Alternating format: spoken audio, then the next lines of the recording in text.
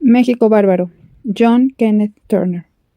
México Bárbaro constituyó en sus tiempos, 1908, una de las más importantes contribuciones a la Revolución Mexicana.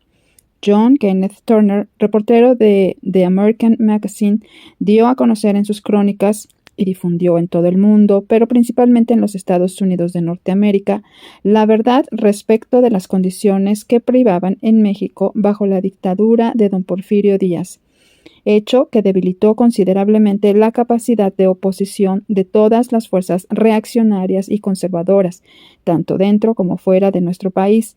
Considerando que no hay en toda la bibliografía de la Revolución una obra que en sí reúna tanta documentación sobre la realidad prerevolucionaria como la obra de Turner, B. Kostak, amic editor, ha decidido hacer esta reedición en homenaje a su ilustre autor y como un aporte a la cultura política del pueblo mexicano. La primera edición de México Bárbaro, como libro, vio la luz en Estados Unidos a principios del año 1911. El grabado de la carátula es de Fernando Castro Pacheco, reproducido de la edición de Grabado Mexicano en homenaje a los artistas del taller de gráfica popular. Prefacio. Desde la primera edición de este libro, hace menos de 4 meses que fue impreso, las 2 profecías que contiene se han cumplido. Decía que México está a punto de iniciar una revolución en favor de la democracia y que los Estados Unidos intervendrán con fuerzas armadas, si es necesario, para sostener a Díaz o a un sucesor dispuesto a continuar su asociación especial con el capital norteamericano. En el momento de escribir estas líneas, hay cerca de 30,000 soldados norteamericanos que patrullan la frontera mexicana, y barcos de guerra de los Estados Unidos navegan en la proximidad de puertos mexicanos. Aunque ni un solo soldado llegue a cruzar la línea, ni los barcos disparen un solo tiro, se trata de una intervención efectiva. El propósito declarado es el de aplastar la revolución mediante el cierre de sus fuentes de aprovisionamiento e impedir que los patriotas mexicanos residentes en los Estados Unidos vayan a luchar por la libertad de su país. La acción de movilizar las tropas fue tomada por el presidente Taft, sin tener en cuenta los deseos del pueblo norteamericano y sin ofrecer a éste las explicaciones debidas. La incautación por las tropas de los abastecimientos para la revolución y el arresto de reclutas revolucionarios son contrarios no solamente a todas las tradiciones de libertad política sobre las que se supone que está basado este país, sino que son ilegales, criminales y punibles, con multa y prisión según las leyes de los Estados Unidos. No constituye violación de ninguna ley estatal o federal el enviar a México alimentos, ni aún armas y municiones con la clara intención de venderlos a los revolucionarios.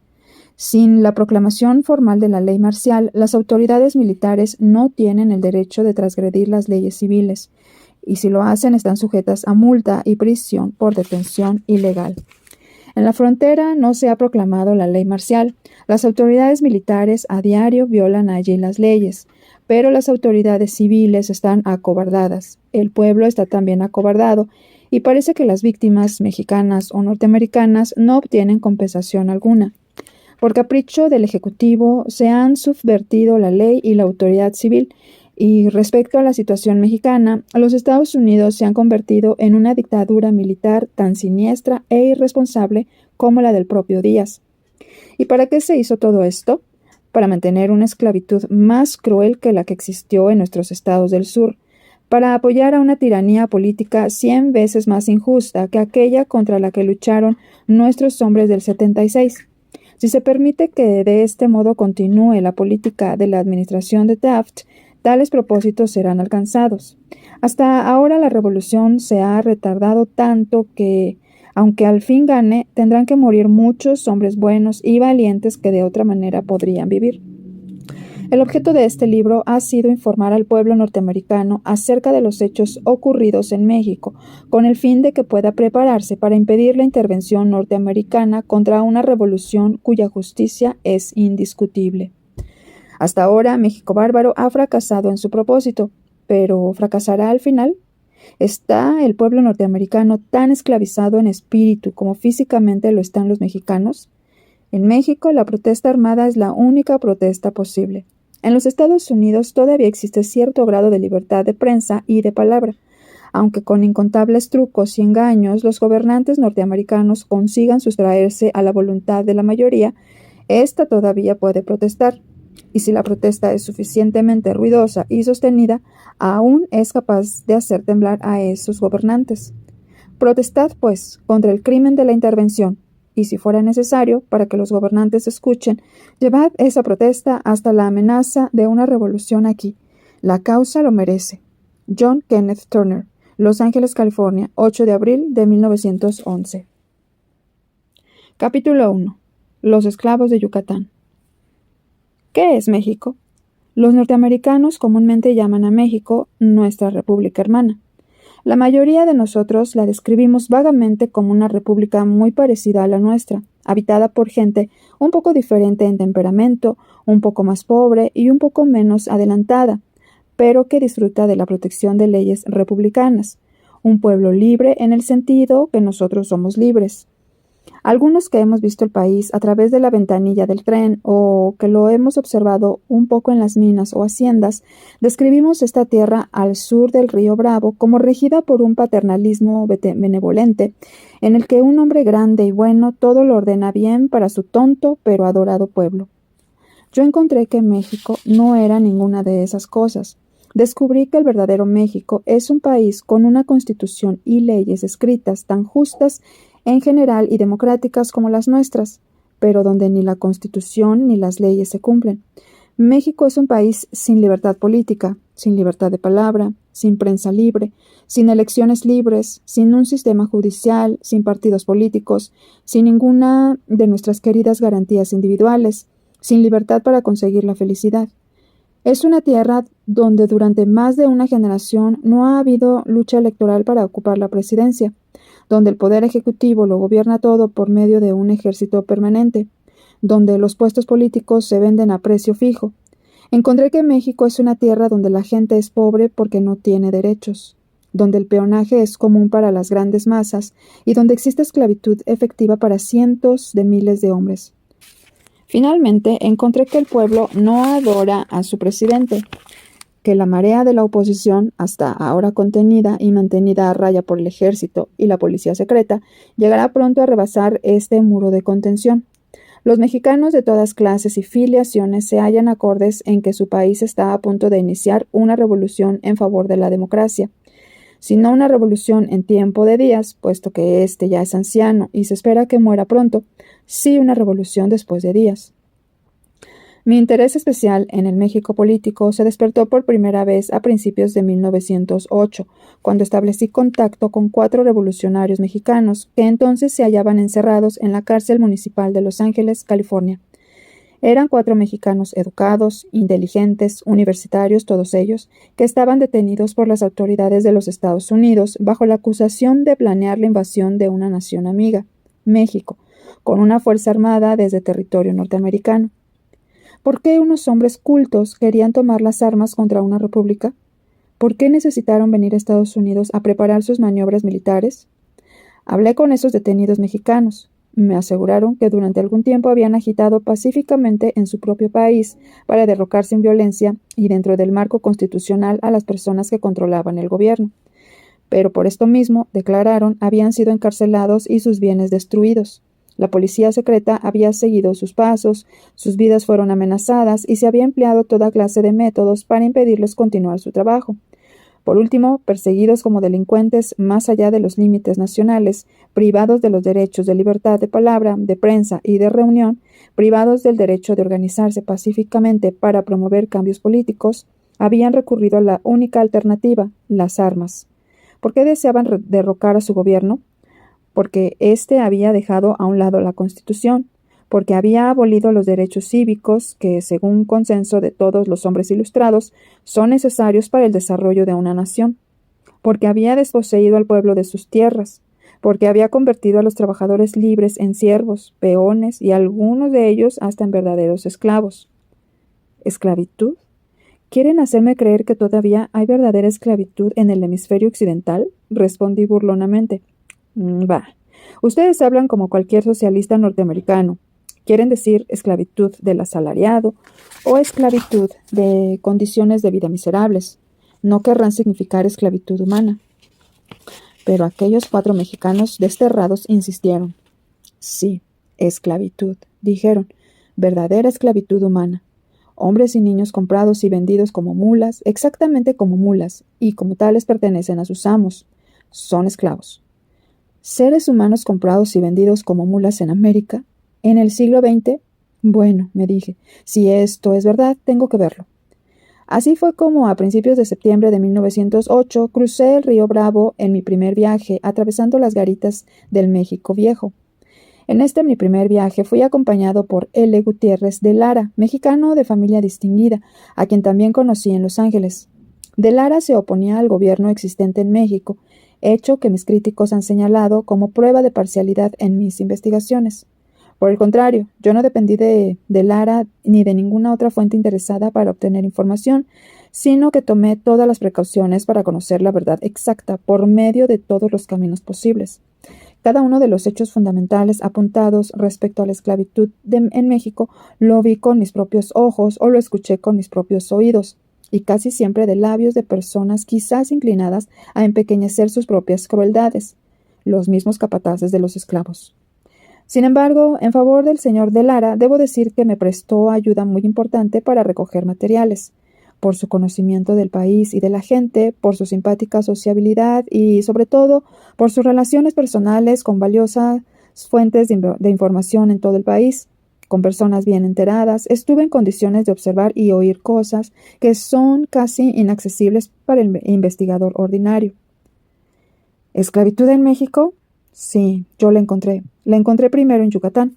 La península de Yucatán es un recodo de la América Central que sobresale en dirección nordeste, en dirección a la Florida. Pertenece a México y su área de unos 120,000 kilómetros cuadrados está dividida casi por igual entre los estados de Yucatán y Campeche y el territorio de Quintana Roo. La costa de Yucatán, que comprende la parte central norte de la península, se halla casi a 1,500 kilómetros directamente al sur de Nueva Orleans. La superficie del estado es casi toda de roca sólida, tan dura que en general es imposible plantar un árbol sin que primero se haga un hoyo, volando la roca, de modo que puedan desarrollarse las raíces. El secreto de estas condiciones peculiares reside en que el suelo y el clima del norte de Yucatán se adaptan perfectamente al cultivo de esas resistentes especies de plantas centenarias que producen el henequén o fibra de sisal. Allí se halla Mérida, bella ciudad moderna, con una población de 60,000 habitantes, rodeada y sostenida por vastas plantaciones de henequén, en las que las hileras de gigantescos ágaves verdes se extienden por muchos kilómetros. Las haciendas son tan grandes que en cada una de ellas hay una pequeña ciudad propia, de 500 a 2,500 habitantes, según el tamaño de la finca, y los dueños de estas grandes extensiones son los principales propietarios de los esclavos, ya que los habitantes de esos poblados son todos ellos esclavos. La exportación anual de henequén se aproxima a 113,250 toneladas. La población del estado es de alrededor de 300,000 habitantes, 250 de los cuales forman el grupo de esclavistas. Pero la mayor extensión y la mayoría de los esclavos se concentra en las manos de 50 reyes del henequén. Los esclavos son más de 100,000. Con el propósito de conocer la verdad por boca de los esclavistas mismos, me mezclé con ellos ocultando mis intenciones. Mucho antes de pisar las blancas arenas de Progreso, el puerto de Yucatán, ya sabía cómo eran comprados o engañados los investigadores visitantes. Y si estos no podían ser sobornados, se les invitaba a beber y a comer hasta hartarse, y una vez así halagados les llenaban la cabeza de falsedades y los conducían por una ruta previamente preparada. En suma, se les engañaba tan completamente que salían de Yucatán con la creencia, a medias, de que los esclavos no eran tales, que los 100,000 hambrientos, fatigados y degradados peones eran perfectamente felices y vivían tan contentos con su suerte que sería una verdadera vergüenza otorgarles la libertad y la seguridad que corresponden, en justicia, a todo ser humano. El papel de la farsa que desempeñé en Yucatán fue el de un inversionista con mucho dinero que quiere colocarlo en propiedades henequeneras. Como tal, los reyes del henequén me recibieron calurosamente. En verdad, fui afortunado al llegar al estado en esa época, pues antes del pánico de 1907 era política bien entendida y unánimemente aprobada por la Cámara Agrícola, organismo de los agricultores, que no debía permitirse a los extranjeros conocer el negocio del Enequén. Esta actitud se debía a que las utilidades eran enormes y los ricos yucatecos querían cortar el bacalao para ellos solos, pero especialmente por el temor de que por mediación de los extranjeros fueran conocidas en el mundo todas sus fechorías. El pánico de 1907 arruinó el mercado del Enequén por algún tiempo. Los enequeneros eran un grupo de pequeños Rockefeller, pero necesitaban dinero en efectivo y estaban dispuestos a aceptarlo del primero que llegase. Por esto, mi imaginario capital era el ábrete sésamo para entrar en su grupo y en sus fincas. No solo discutí con los reyes mismos cada una de las fases de la producción del Enequén, sino que mientras quedaba libre de su vigilancia, observé las condiciones normales de la vida de millares de esclavos. El principal entre los reyes del Enequén de Yucatán es Olegario Molina, exgobernador del estado y secretario de Fomento de México. Sus propiedades, tanto en Yucatán como en Quintana Roo, abarcan más de 6 millones de hectáreas, un pequeño reino. Los 50 reyes del Enequén viven en ricos palacios en Mérida y muchos de ellos tienen casas en el extranjero. Viajan mucho, hablan varios idiomas y con sus familias constituyen una clase social muy cultivada. Toda Mérida y todo Yucatán y aún toda la península dependen de estos 50 reyes del Enequén. Naturalmente dominan la política de su estado y lo hacen en su propio beneficio. Los esclavos son 8,000 indios yaquis importados de Sonora, 3,000 chinos, coreanos y entre 100 y 125,000 indígenas mayas que antes poseían las tierras que ahora dominan los amos enequeneros. Seguramente el pueblo maya representa casi el 50% de la población yucateca y aún la mayoría de los 50 reyes del Enequén son mestizos de maya y español. Los mayas son indígenas, aunque no indios en el sentido norteamericano común de esta palabra. No son como los de Estados Unidos y se les llama así tan solo porque habitaban en el hemisferio occidental cuando llegaron los europeos. Los mayas tenían una civilización propia cuando los españoles los descubrieron y se sabe que su civilización era tan avanzada como la de los aztecas del centro de México o la de los incas del Perú. Los mayas son un pueblo singular, no se parecen a ningún otro pueblo del mundo, ni a los demás mexicanos, ni a los norteamericanos, ni a los chinos, ni a los hindúes, ni a los turcos. Pero puede uno imaginarse que la fusión de estos 5 pueblos tan diferentes podría formar un pueblo como el maya. No son altos de estatura, pero sus facciones son finas y sus cuerpos dan una fuerte impresión de gracia y elegancia. Piel aceitunada, frente alta, rostro ligeramente aquilino. En Mérida, las mujeres de todas las clases usan blancos vestidos amplios y sin cintura, bordados en el borde inferior de la falda y alrededor del escote con colores brillantes, verde, azul o rojo. Durante las noches, siempre tibias, una banda militar ejecuta piezas de música, y cientos de graciosas mujeres y niñas, vestidas de ese modo tan atrayente, se mezclan entre las fragantes flores, las estatuas artísticas y el verdor tropical de la plaza principal. Los hacendados no llaman esclavos a sus trabajadores, se refieren a ellos como gente u obreros, especialmente cuando hablan con forasteros, pero cuando lo hicieron confidencialmente conmigo me dijeron, sí, son esclavos. Sin embargo, yo no acepté ese calificativo a pesar de que la palabra esclavitud fue pronunciada por los propios dueños de los esclavos. La prueba de cualquier hecho hay que buscarla no en las palabras, sino en las condiciones reales. Esclavitud quiere decir propiedad sobre el cuerpo de un hombre, tan absoluta que éste puede ser transferido a otro, propiedad que da al poseedor el derecho de aprovechar lo que produzca ese cuerpo, matarlo de hambre, castigarlo a voluntad, asesinarlo impunemente. Tal es la esclavitud llevada al extremo. Tal es la esclavitud que encontré en Yucatán. Los hacendados yucatecos no llaman esclavitud a su sistema, lo llaman servicio forzoso por deudas. No nos consideramos dueños de nuestros obreros, consideramos que ellos están en deuda con nosotros, y no consideramos que los compramos o los vendemos, sino que transferimos la deuda y al hombre junto con ella. Esta es la forma en que don Enrique Cámara Zavala, presidente de la Cámara Agrícola de Yucatán, explicó la actitud de los reyes del Enequén en este asunto.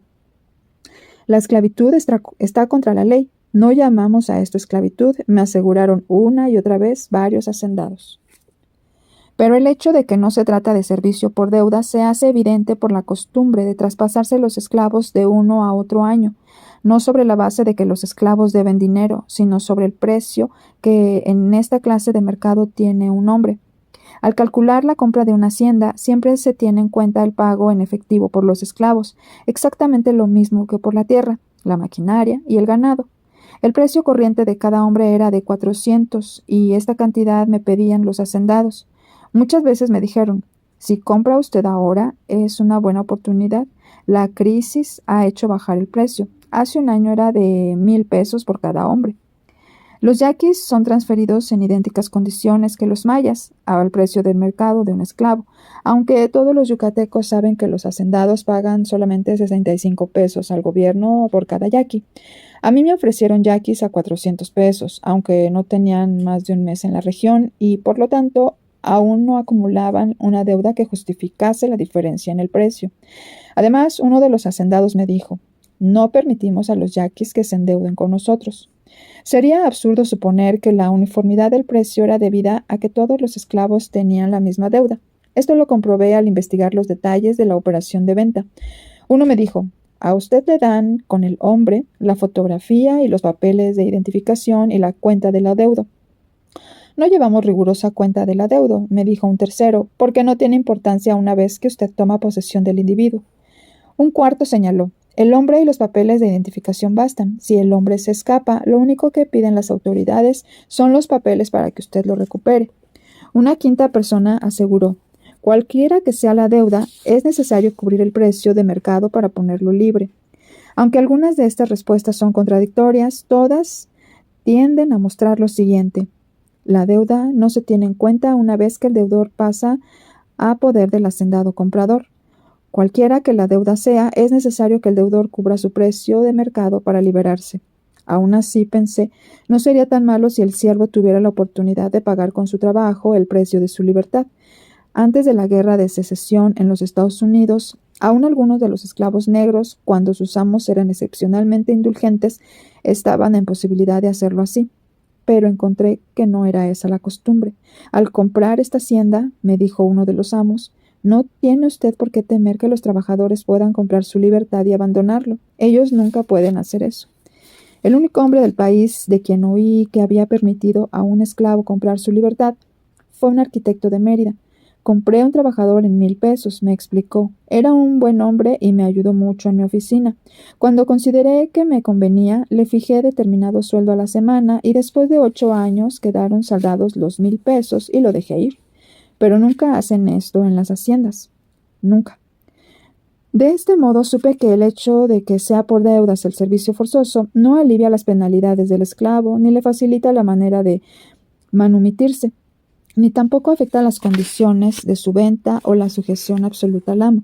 Por otra parte, observé que la única ocasión en que la deuda juega algún papel efectivo en el destino de los infortunados yucatecos opera contra estos en vez de actuar en su favor. Por medio de las deudas, los hacendados de Yucatán esclavizan a los obreros libres de sus feudos para reemplazar a los esclavos agotados, desnutridos, maltratados y agonizantes en sus fincas.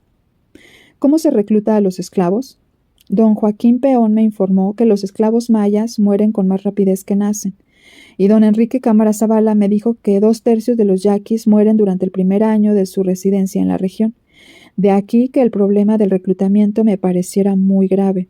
Desde luego, los yaquis llegan a razón de 500 por mes, pero yo no creía que esa inmigración fuera suficiente para compensar las pérdidas de vidas. Tenía razón al pensar así, me lo confirmaron, pero también me dijeron que a pesar de todo, el problema del reclutamiento no era tan difícil como a mí me lo parecía. Es muy sencillo, me dijo un hacendado. Todo lo que se necesita es lograr que algún obrero libre se endeude con usted, y ahí lo tiene.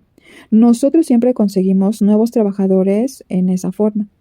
No importa el monto del adeudo, lo principal es que éste exista, y la pequeña operación se realiza por medio de personas que combinan las funciones de prestamistas y negreros. Algunos de ellos tienen oficinas en Mérida y logran que los trabajadores libres, los empleados y las clases más pobres de la población contraigan deudas con ellos. Del mismo modo que los tiburones agiotistas de los Estados Unidos convierten en deudores suyos a dependientes, mecánicos y oficinistas, aprovechándose de sus necesidades y haciéndoles caer en la tentación de pedir prestado.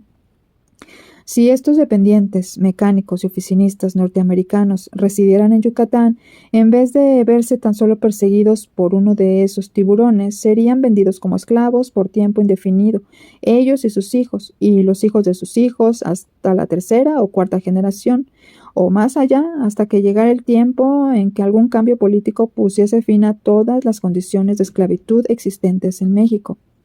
Estos prestamistas y corredores de esclavos de Mérida no colocan letreros en sus oficinas, ni anuncian a todo el mundo que tienen esclavos en venta. Llevan a cabo su negocio en silencio, como gente que se encuentra más o menos segura en su ocupación, pero que no desea poner en peligro su negocio con demasiada publicidad, como sucedería en las casas de juego protegidas por la policía en alguna ciudad norteamericana. Los propios reyes del Enequén me indicaron, casi siempre con mucha reserva, la existencia de estos tiburones negreros, pero otros viejos residentes de Yucatán me explicaron los métodos en detalle. Tuve la intención de visitar a uno de estos intermediarios y hablar con él acerca de la compra de un lote de esclavos, pero me aconsejaron que no lo hiciera, pues él no hablaría con un extranjero mientras éste no se hubiera establecido en la ciudad y probado en diversas formas su buena fe. Estos hombres compran y venden esclavos, lo mismo que los hacendados. Unos y otros me ofrecieron esclavos en lotes de más de uno, diciendo que podía comprar hombres o mujeres, muchachos o muchachas o un millar de cualquier especie, para hacer con ellos lo que quisiera, y que la policía me protegería y me apoyaría para mantener la posesión de esos mis semejantes. A los esclavos no solo se les emplea en las plantaciones de Enequén, sino también en la ciudad, como sirvientes personales, como obreros, como criados en el hogar o como prostitutas. No sé cuántas personas en esta condición hay en la ciudad de Mérida, aunque oí muchos relatos respecto al poder absoluto que se ejerce sobre ellos. Desde luego, su cantidad alcanza varios millares. Así pues, el sistema de deudas en Yucatán no solo no alivia la situación del esclavo, sino que la hace más dura. Aumenta su rigor porque además de que no le ayuda a salir del pozo, sus tentáculos atrapan también al hermano. La parte del pueblo de Yucatán que ha nacido libre no posee el derecho inalienable de su libertad. Son libres solo a condición de llegar a ser prósperos, pero si una familia, no importa lo virtuosa, lo digna o lo cultivada que sea, cae en el infortunio de que sus padres contraigan una deuda y no puedan pagarla, toda ella será expuesta a pasar al dominio de un enequenero. Por medio de las deudas, los esclavos que mueren son reemplazados por los infortunados asalariados de las ciudades. ¿Por qué los reyes del Enequén llaman a este su sistema servicio forzoso por deudas en vez de llamarlo por su verdadero nombre? Probablemente por dos razones.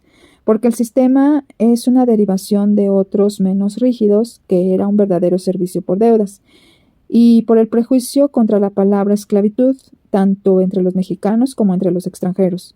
El servicio por deudas, en forma más moderna que en Yucatán, existe en todo México y se llama peonaje. Bajo este sistema, las autoridades policíacas de todas partes reconocen el derecho de un propietario para apoderarse corporalmente de un trabajador que esté en deuda con él y obligarlo a trabajar hasta que salde la deuda.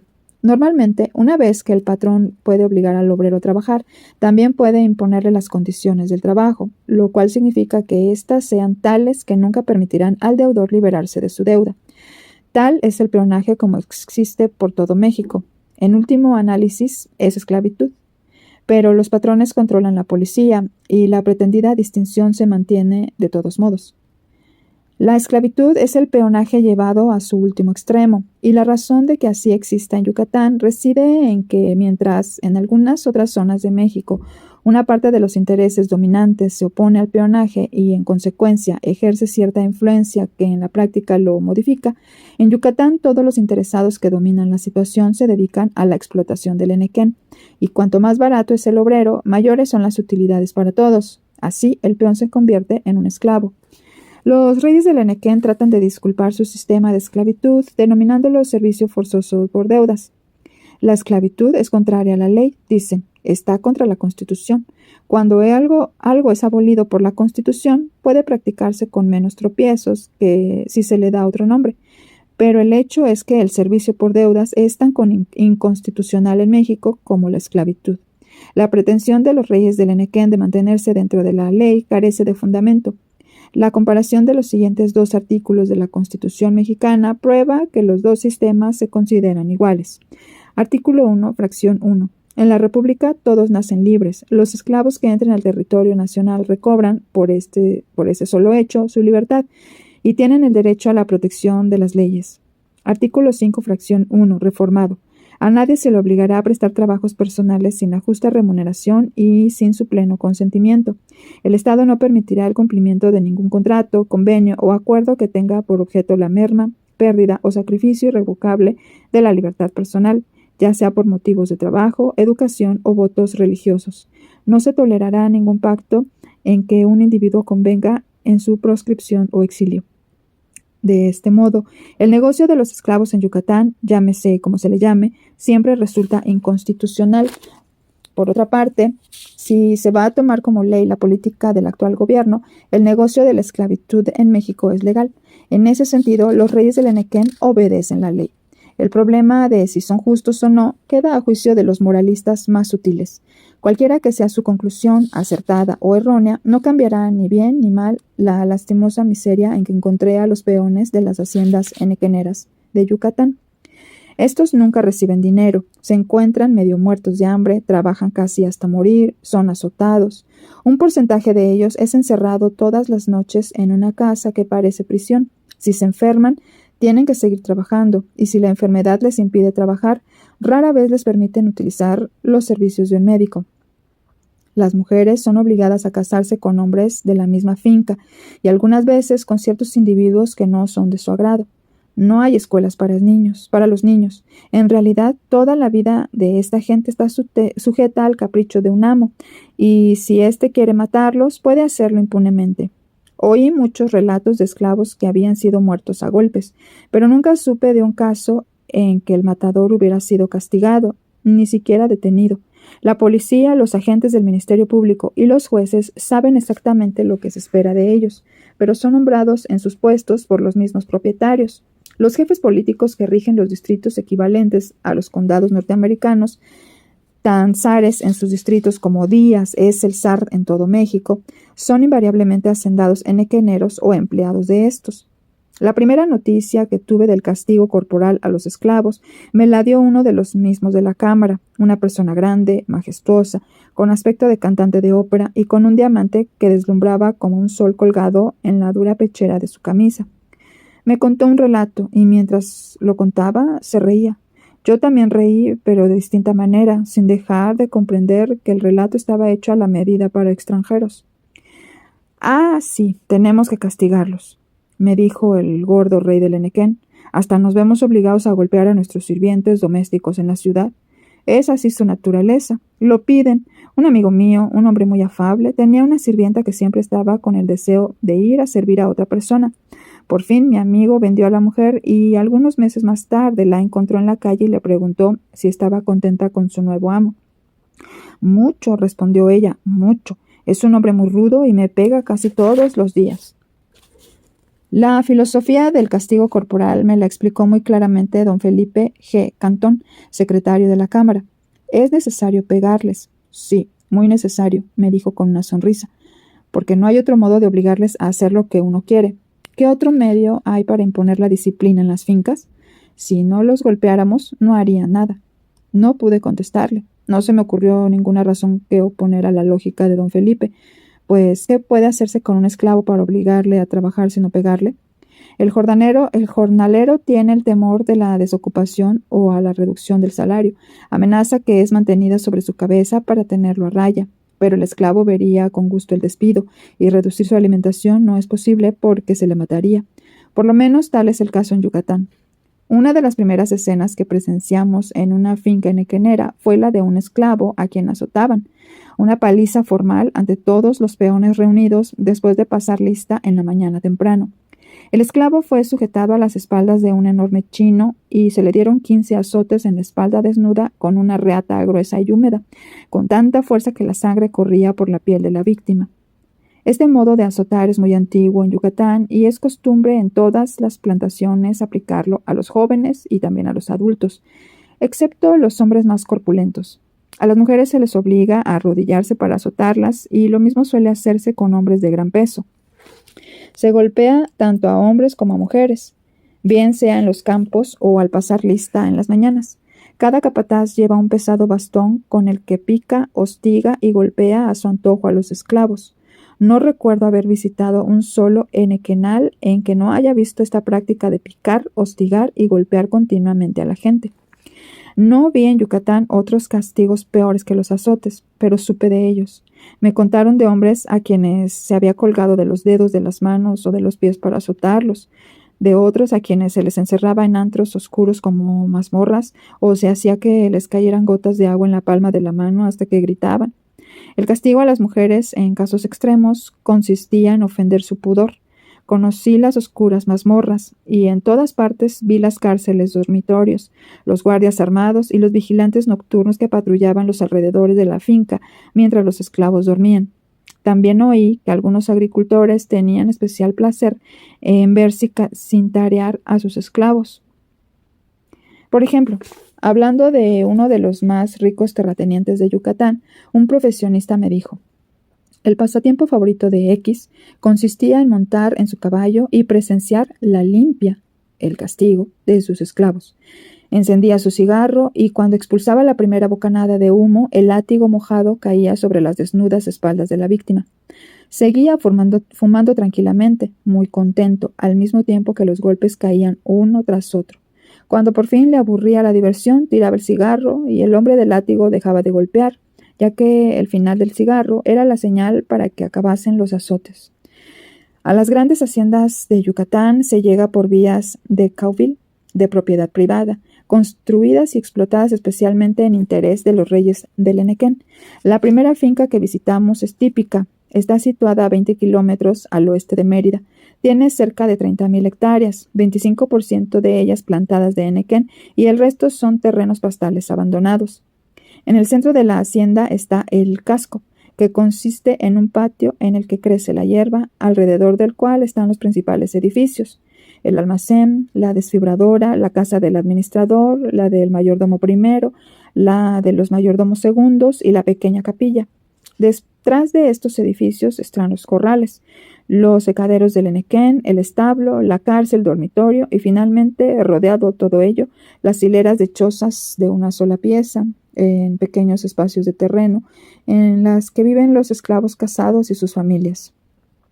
En la hacienda encontramos unos 1,500 peones y cerca de 30 jefes de diversos trabajos.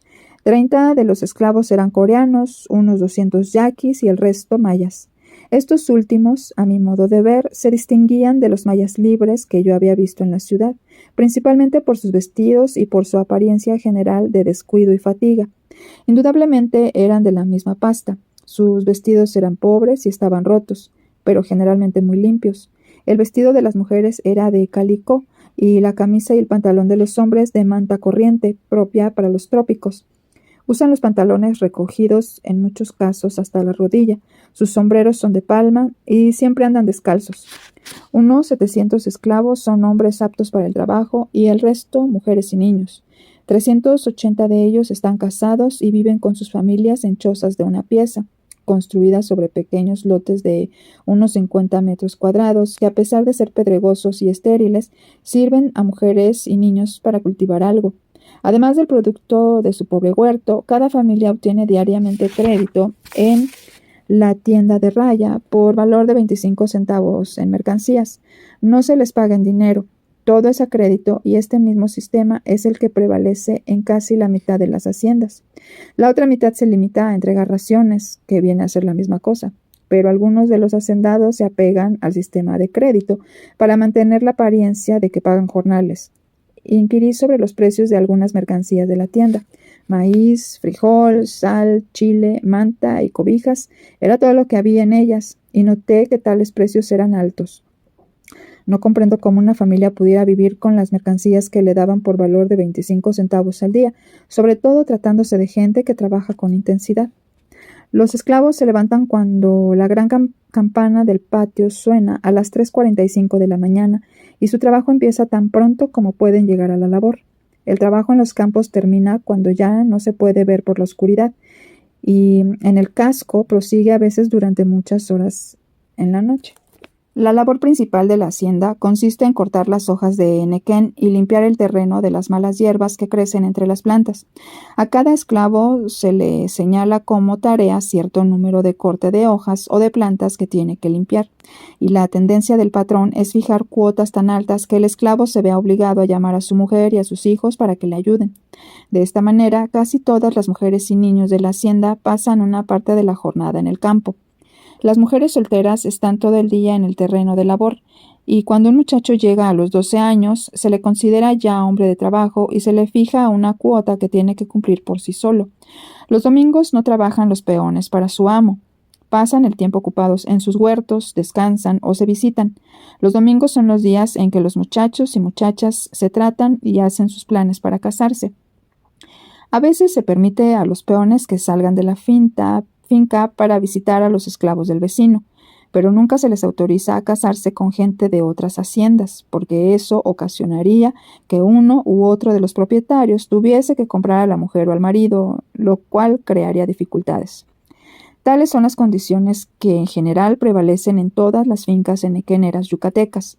Pasamos 2 días en la hacienda llamada San Antonio Yaxché y conocimos perfectamente su sistema de trabajo y su gente. Los propietarios de las grandes fincas no duermen en ellas, ni tampoco los administradores. Igual que los administradores tienen sus casas y oficinas en Mérida y visitan las haciendas solamente de 2 a 6 veces por mes. El mayordomo primero es por lo común la autoridad suprema de la finca, pero cuando el administrador llega, aquel se convierte en un personaje realmente insignificante. Por lo menos así sucedía en San Antonio Yaxché. El mayordomo estaba obligado a inclinarse y a rendir homenaje a su jefe igual que los jefecillos menores, y a la hora de la comida, Manuel Ríos, el administrador, mi compañero, con mucho disgusto de Ríos, que lo veía como un subordinado, y yo comíamos solos con gran ceremonia, mientras el mayordomo daba vueltas alrededor de la mesa, dispuesto a salir corriendo para cumplir al instante lo que le pidiéramos. En nuestra primera comida, que fue la mejor que probé en todo México, sentí un fuerte impulso de invitar al mayordomo a que se sentase y tomara algo, pero no lo hice, y después me alegré porque antes de abandonar la hacienda me di cuenta de que hubiera cometido una terrible falta. En los campos vimos cuadrillas de hombres y muchachos, unos chaponando las malas hierbas que crecen entre las gigantescas plantas y otros cortando con machetes las enormes pencas. La recolección de estas se hace de modo continuo en los 12 meses del año y durante este periodo se revisa 4 veces cada planta. Suelen cortarse 12 hojas, las más grandes, dejando las 30 más pequeñas para que crezcan durante 3 meses. El obrero corta la hoja por su raíz, quita las espinas de los bordes, suprime la púa terminal, cuenta las hojas que quedan en la planta y las que se han cortado, las apila formando haces y finalmente lleva a estos hasta el extremo de su hilera, en donde los recogen vehículos tirados por mulas, los cuales ruedan sobre rieles desmontables. Pude darme cuenta de que la tierra, quebrada y rocosa, daña mucho los pies, de que las pencas de henequén son espinosas y traidoras, y de que el clima es duro, cálido y sofocante, a pesar de que estábamos en la temporada allí considerada como fría. Los hombres, vestidos de andrajos y descalzo, trabajan sin descanso, con mucho cuidado y con la velocidad de los obreros destajistas mejor pagados. También trabajan a destajo, y su premio consistía en librarse del látigo. Se veían aquí y allá mujeres y niños, y a veces niñas, que representaban 8 o 10 años. La cuota diaria acostumbrada en San Antonio Yaxché es de 2,000 hojas, pero me dijeron que en otras haciendas llega hasta 3,000.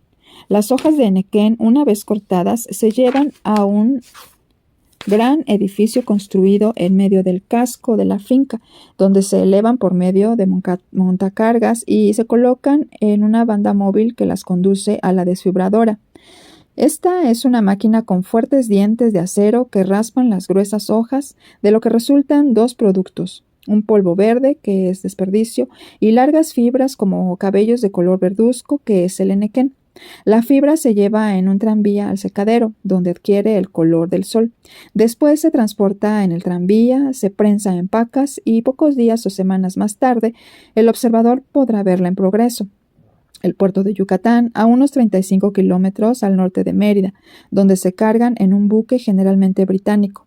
Los Estados Unidos compran casi todo el henequén de Yucatán, del cual nuestro trust cordelero, considerado como afiliado a la Standard Oil, absorbe más de la mitad.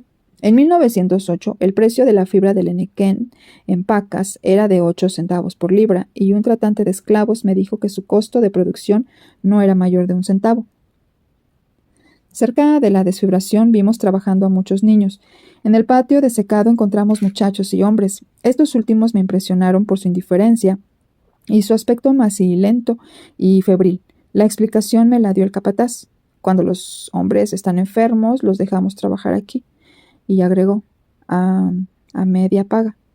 Ese era entonces el hospital para los hombres. El de las mujeres lo descubrimos en el sótano de uno de los edificios principales. Se trataba de una hilera de estancias sin ventanas y con el piso de tierra parecidas a calabozos. En cada una de ellas estaba acostada una mujer sobre una tabla sin siquiera una sábana que mitigara la aspereza. Más de 300 esclavos duermen en una gran construcción de piedra y argamasa, rodeada de un sólido muro de 4 metros de alto, con bardas rematadas por trozos de vidrio. A este recinto se entra tan solo por una puerta, en la que hay un guardián armado de porra, sable y pistola. Tal era el dormitorio de los hombres solteros de la finca, mayas, yaquis y chinos, y también de los que trabajaban medio tiempo, esclavos a quienes se emplea solo medio año, algunos de ellos cansados, cuyas familias viven en pequeños poblados en los alrededores de la finca. Los peones de temporada se encuentran solamente como en una tercera parte de las haciendas, y es una clase de trabajadores que se ha creado enteramente por conveniencia de los amos. Se convierten en trabajadores de planta a voluntad de los amos, y entonces se les permite que tengan a sus familias en la hacienda. Están obligados a trabajar más de la mitad del año, si se les necesita, y durante el tiempo que no trabajan en la finca no se les deja buscar trabajo en otro lugar. Generalmente su labor anual se divide en 2 periodos, 3 meses en la primavera y 3 en el otoño, durante los cuales no pueden visitar a sus familias. Se les tiene siempre encerrados en las noches, se alimentan por cuenta de la finca, y la cantidad de 2 centavos y medio, un real, que se les acredita diariamente se entrega por pequeñas partes a sus familias para que éstas no mueran de hambre. Con lo dicho, se verá que la cantidad que se le acredita en un año al trabajador de medio tiempo por 6 meses de labor es de 22.50 pesos como pago total, que es con lo que la familia del esclavo cuenta para vivir en el año. En una sola habitación del edificio principal de San Antonio Yaxche, rodeado por la barda de piedra, encontramos más de 300 hamacas casi tocándose unas a otras, que era el dormitorio de los peones de medio tiempo y de los solteros. Entramos en el recinto precisamente al atardecer, cuando los trabajadores, limpiándose el sudor de la frente, iban llegando. Detrás del dormitorio había media docena de mujeres que cocinaban en unas hornillas primitivas. Los andrajosos trabajadores, como lobos hambrientos, hacían círculo alrededor de la sencilla cocina y extendían las manos sucias para recibir su cena como premio, que las pobres criaturas comían de pie. Probé la cena de los esclavos, es decir, tan solo probé una parte de ella con la lengua. El resto fue con el olfato, ya que mi nariz me aconsejó no introducirla en la boca. La comida consistía en 2 grandes tortillas de maíz, que es el pan de los pobres de México, una taza de frijoles cocidos sin condimento y un plato de pescado rancio que despedía tan gran hedor que durante varios días persistió en mi olfato.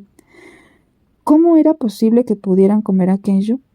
Puede ser que para variar una aburrida e inacabable serie de comidas compuestas solamente de frijoles y tortillas, llegue un momento en que el más refinado paladar se le haga agua a la boca con algo diferente, aunque este algo solo sea un pescado cuyo hedor llegue hasta el cielo.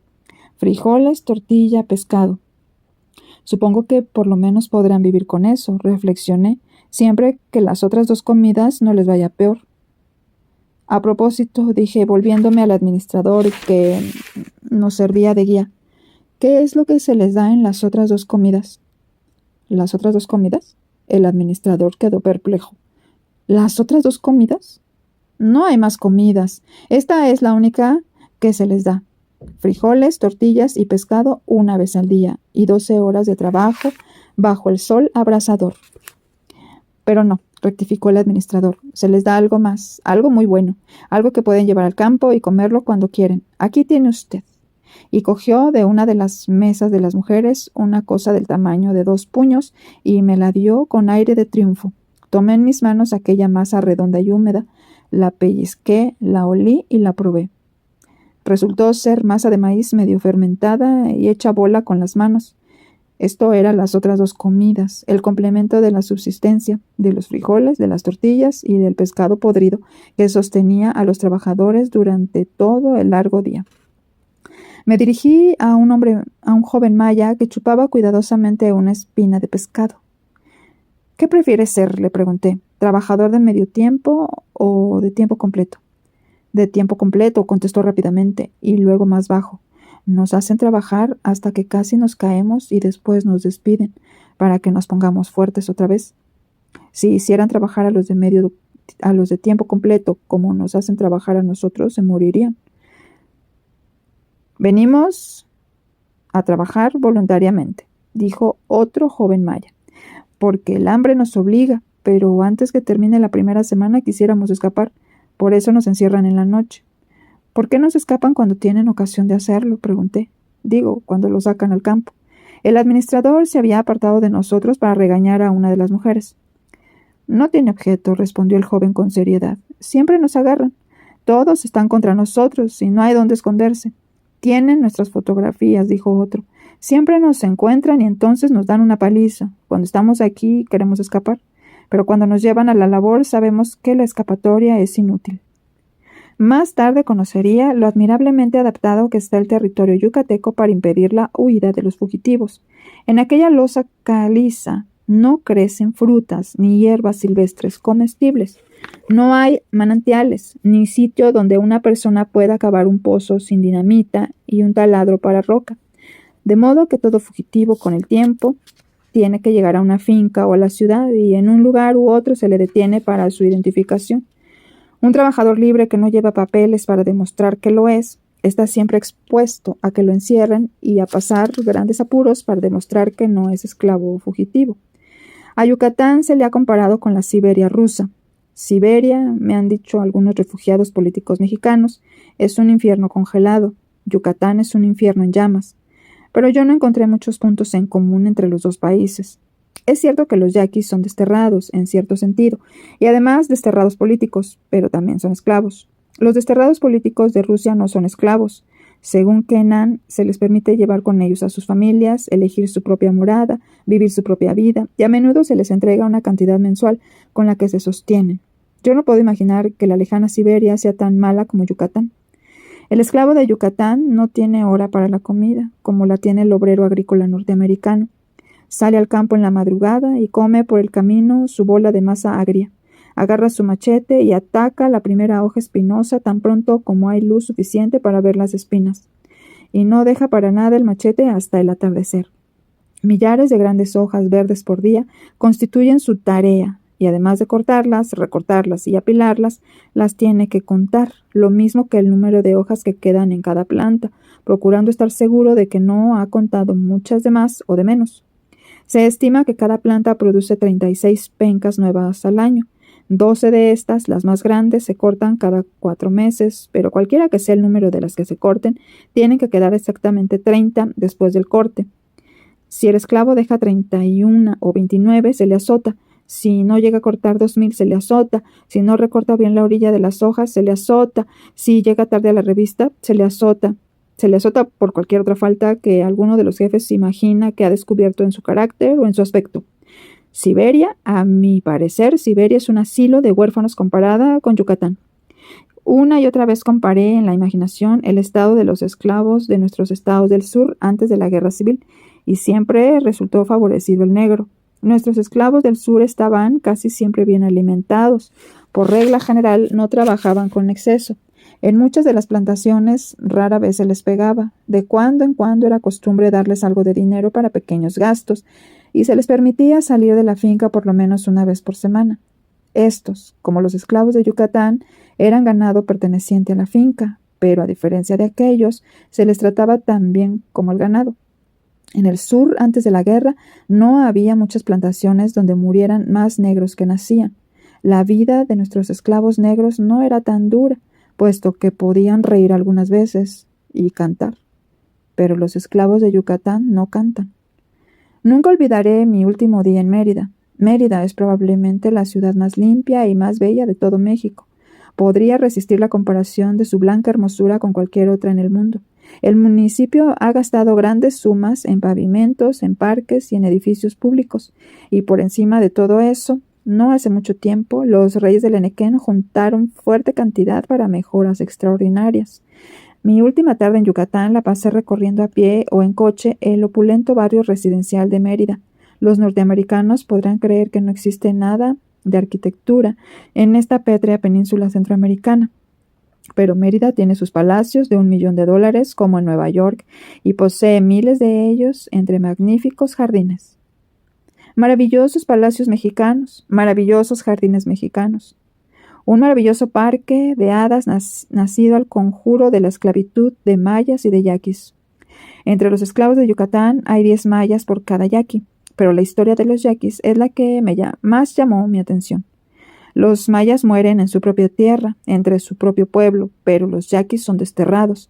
Estos mueren en tierra extraña y mueren más aprisa y solos, lejos de sus familiares, puesto que todas las familias yaquis enviadas a Yucatán son desintegradas en el camino.